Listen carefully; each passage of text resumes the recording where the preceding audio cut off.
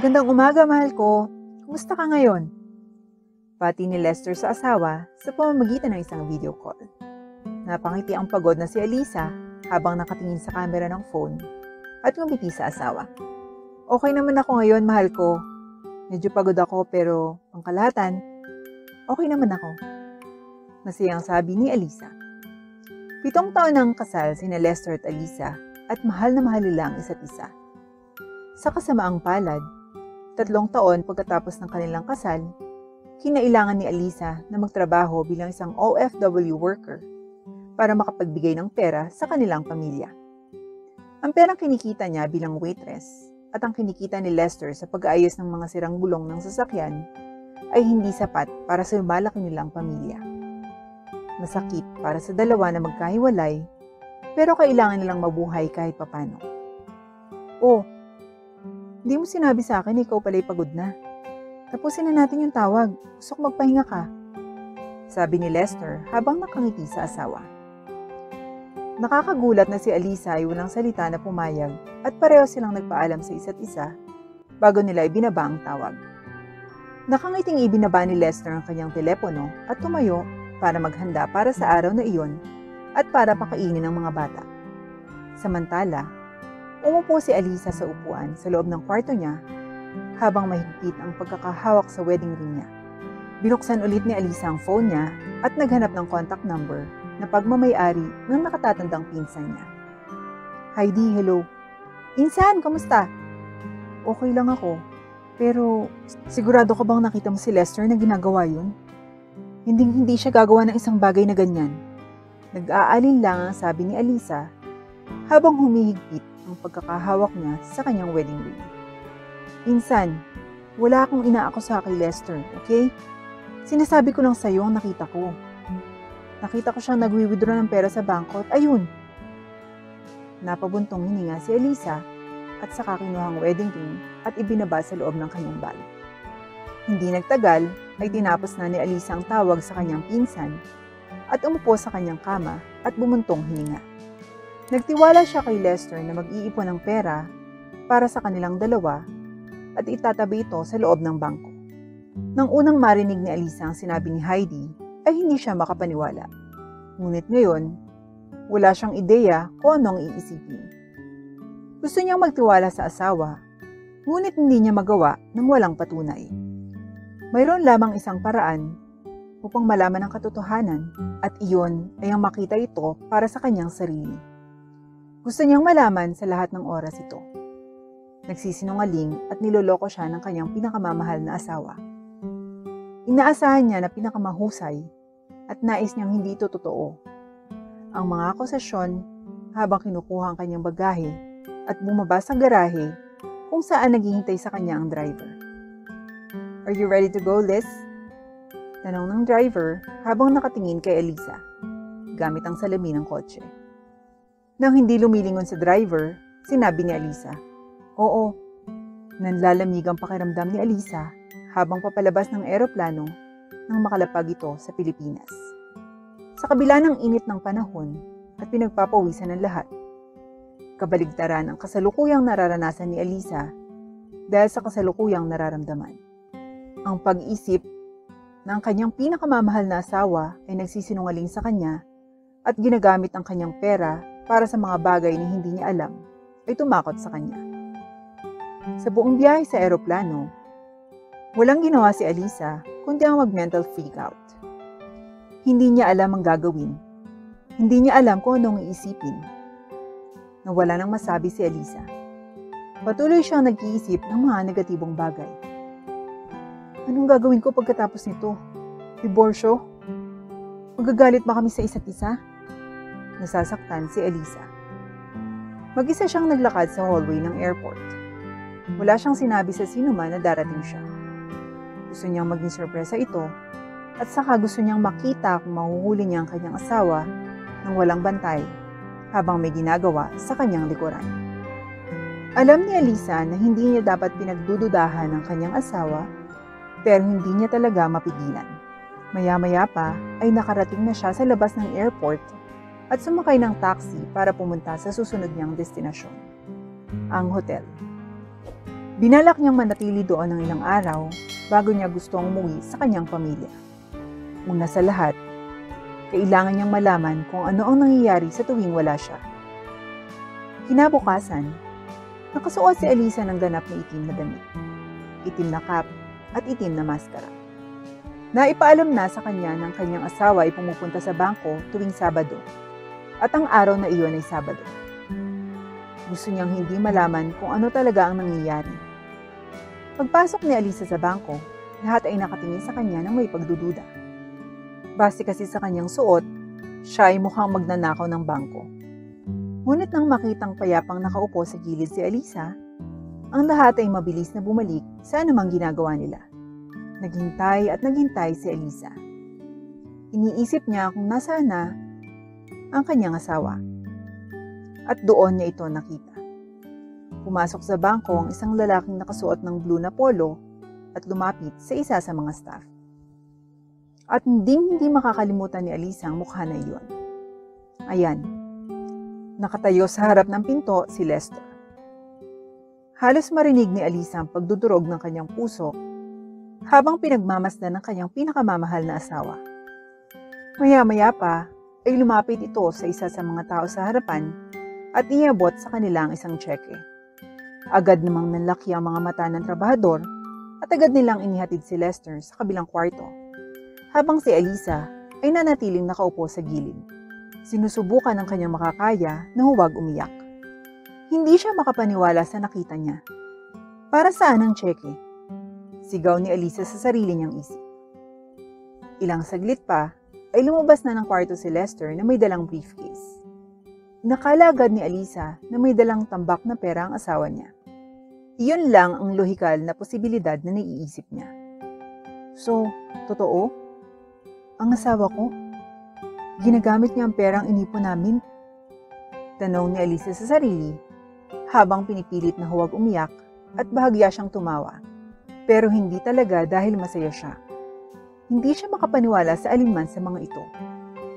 Nakaramdam si Alisa ng tama na. At biglang tumayo si Alisa at humakbang patungo kay Lester na kalalabas lamang ng bangko.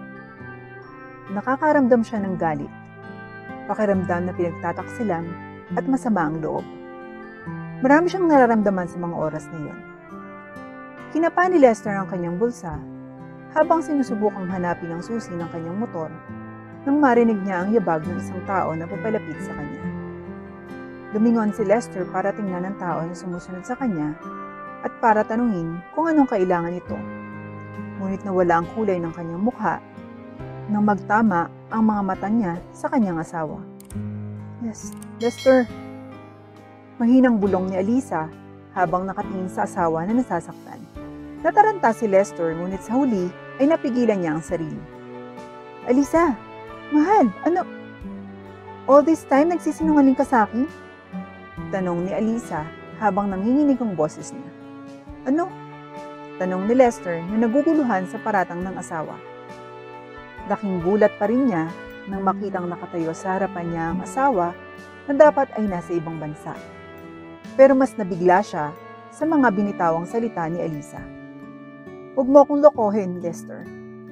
Ngayon lang kita nakita sa loob ng bangkong yun. Ini-withdraw mo yung perang iniipon natin, di ba? Bakit mo gagawin yun? Paano mo ito magagawa sa akin? Kailangan natin yun para makaipon para sa kinabukasan ng ating buhay. Bakit mo ito ginagawa? Napalunok si Lester sa mga tanong, ngunit alam niyang may gagawin muna siya at iyon ay pakalamahin ng kanyang asawa.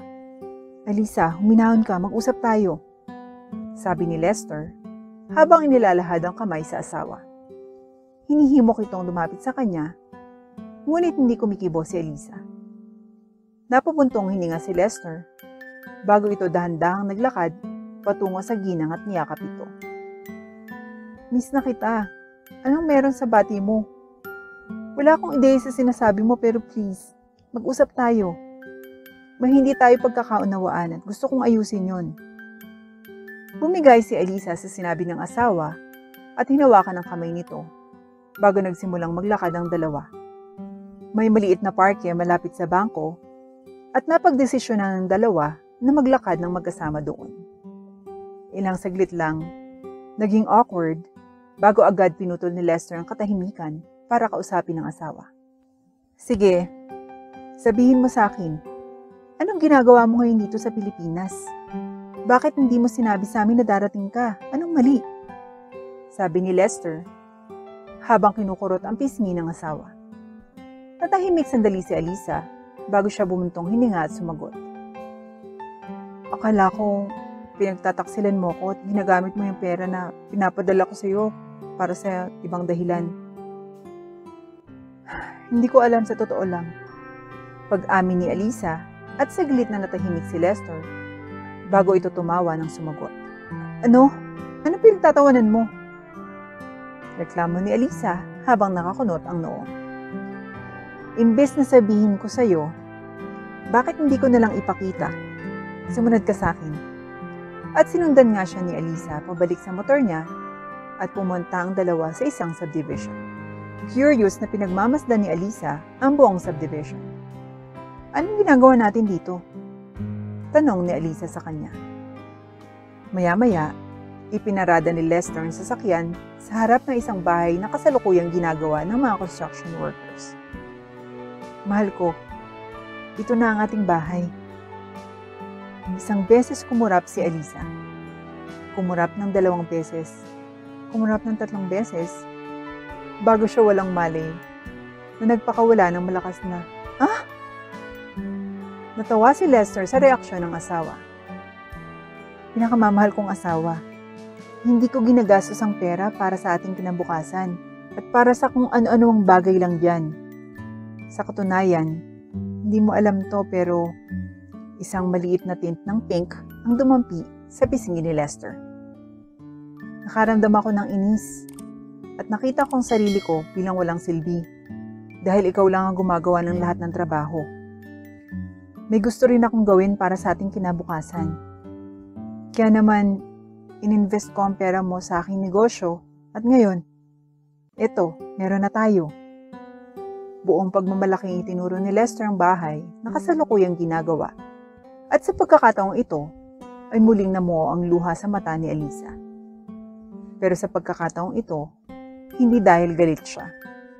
Gusto ko sanang ipakita sa iyo yung bahay pag nabuo na. Pagkabalik mo galing Saudi. Pero hindi mo sinabi sa akin na uuwi ka ng ganito kaaga. Kaya yan, di pa tapos yung bahay. Hindi na natapos ni Lester ang kanyang pangungusap nang maramdaman niya ang mga braso ng kanyang asawa sa kanyang leeg. Sorry, paumanhin ni Alisa. Para saan? Inosenteng tanong ni Lester. I'm sorry, kasi nag-doubt ako. I'm sorry kasi nag-assume ako ng mga maling bagay tungkol sa'yo. I'm sorry din, kasi lahat yun pumasok sa isip ko. Tsaka, sorry din kasi hindi ako nagpaalam sa'yo na dadating ako ngayon. Sorry talaga sa lahat. Bulong ni Alisa sa tenga ng kanyang asawa habang nakayakap dito.